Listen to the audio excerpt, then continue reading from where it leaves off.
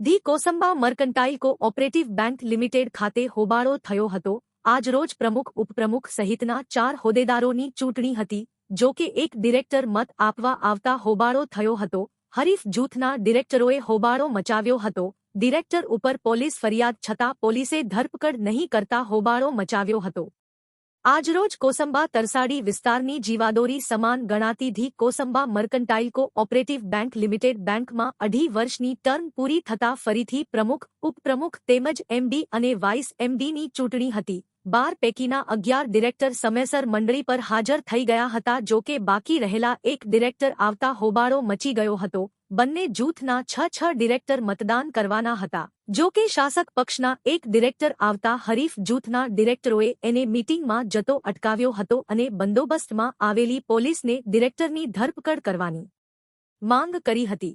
આજે board of ડાયરેક્ટર્સની meeting છે અને એમાં 2.5 વર્ષની ટર્મ પૂર્ણ થાય છે। બોર્ડ ઓફ ડાયરેક્ટર્સની 2.5 વર્ષની ટર્મ પૂરી થતા નવા હોદ્દેદારોની નિમણૂક થવાની છે। ચેરમેન, વાઇસ ચેરમેન, એમડી અને જોઈન્ટ એમડી, જેની અંદર આ પરેશભાઈ શાહ પોતે એમડી છે અને એ 467, 468, 471, 120B, 35ND અને એટ્રોસિટી એક્ટ હેઠળના ગુનામાં એમની પર ગુનો દર્જ થયો છે અને પોલીસ આજે એમને છાવરીને અહીંયા મતદાન કરાવવા માટે લઈને આવી છે। ખરેખર પોલીસ એમની કાર્યવાહી મુજબ આરોપી બહારથી દેખાય એટલે એને એરેસ્ટ કરવાનો હોય, તેની જગ્યાએ એ એમને લઈને અહીંયા કાઢી આવ્યા છે અને અમને અહીંયા એવું કહેવામાં આવે છે કે એમને મત આપવાનો અધિકાર છે, એમને મત આપવા દો એવું પોલીસ અમને કહે છે। હરીફ જૂથના બેંકના ડિરેક્ટરએ આક્ષેપ કર્યો હતો કે પરેશ શાહ વિરુદ્ધ પોલીસ મથકમાં એટ્રોસિટી એક્ટ તેમજ લેન્ડ ગ્રેબિંગ એક્ટ હેઠળ ગુનો નોંધાયો છે અને પોલીસ ચોપડે વોન્ટેડ છે તો તેની ધરપકડ કરવામાં આવે અને લગભગ 2 કલાક સુધી હોબાળો ચાલ્યો હતો। પરેશ શાહને બેંકના પગથિયા પર 2 કલાક સુધી રોકી રાખવામાં આવ્યો હતો અને માંગ કરવામાં આવી હતી કે તેની પોલીસ દ્વારા ધરપકડ કરવામાં આવે।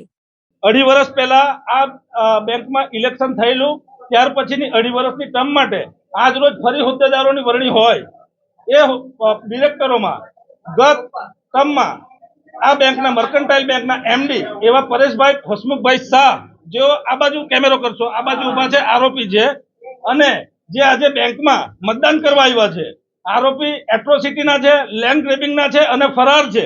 એ અત્યાર સુધી પોલીસે ધરપકડ કરેલ નથી અને સુરતના મોટા માથાઓ જેમને છાવરે છે, જેઓ એમના ઘરો પર સંબંધ ધરાવે છે, તો આ પોલીસને અને આ ગુજરાતના સરકારને, આ પોલીસ તંત્રને પાછા હું આ તબક્કે ન્યાય માંગુ છું અને આ પરેશભાઈની હાલમાં સત્વર અહીંયાથી ધરપકડ થાય એવી માંગણી કરું છું અને જો એ નહીં થશે તો હું પોતે અર્જુનસિંહ ચંદ્રસિંહ રાણા અહીંયા આત્મવિલોપન કરીશ।